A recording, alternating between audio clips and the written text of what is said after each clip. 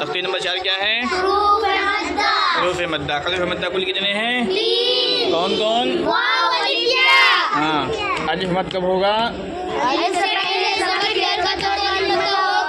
हाँ, वाव मद्दा कब होगा? या मद्दा कब होगी? यहाँ पे कौन सी तख्ती है? काय की तख्ती है? वाव मद की। वाव मद क्या है? किताब में देखो, वाव से पहले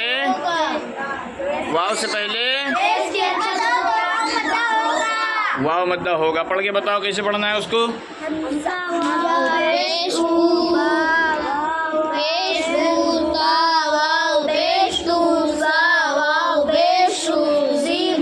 जीम है वो।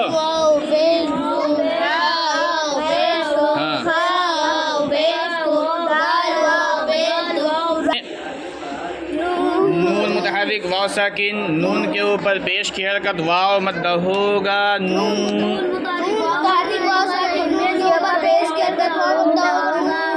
हाँ, हा मुतहर्रिक पेश की हरकत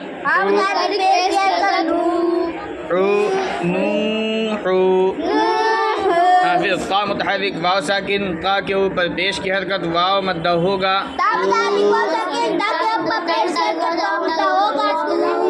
हाँ, रा मुतहर्रिक पेश की हरकत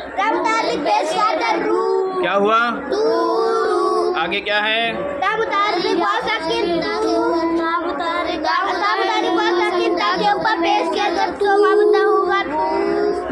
और बा मुतहर्रिक